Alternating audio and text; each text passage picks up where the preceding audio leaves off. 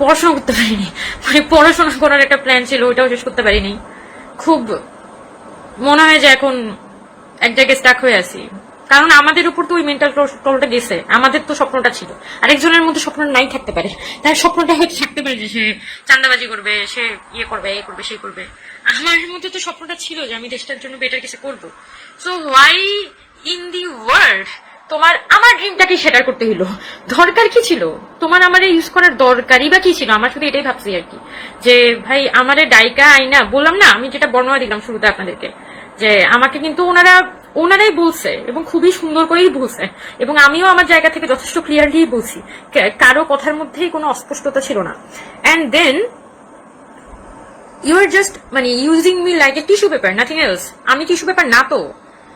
আবার বলা হয় যে আমি নাকি সেমিনার সিম্পোজিয়াম বৈষম্যবিরোধী ছাত্র আন্দোলনে যাওয়ার পর অ্যাটেন্ড করা শিখছি। ভাই মানে আমি বৈষম্যবিরোধী ছাত্র আন্দোলনে যে সেমিনার সিম্পোজিয়াম কেন অ্যাটেন্ড করতে যাব? আমার বৈষম্যবিরোধী ছাত্র আন্দোলন আমি যথেষ্ট একটা ডিউটি হিসেবে নিছি। বিলিভ মি অর নট, আমার অতটুকু ক্যালিবার, অতটুকু networking from the very beginning ছিল, যেটা দিয়ে আমি বিভিন্ন সেমিনার সিম্পোজিয়াম বা কনফারেন্স এসব জায়গায় যাইতে পারবো।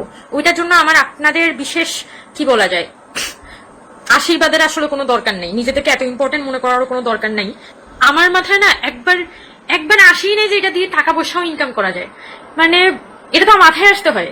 আমি মুখপাত্র হওয়ার পরে প্রথম আবিষ্কার করছি যে এগুলা দিয়ে লোকজন আসলে নানান কিছু করতেছে, লাইক টেন্ডার বাণিজ্য করতেছে, তদবির বাণিজ্য করতেছে, ডিসি নিয়োগ করতেছে, তমুক জায়গায় অমুক কাজ, তমুক জায়গায় তমুক কাজ, এগুলো নাকি অহরহ করে বেড়াচ্ছে। এগুলো হচ্ছে আমি মুখপাত্র হিসেবে যাওয়ার পর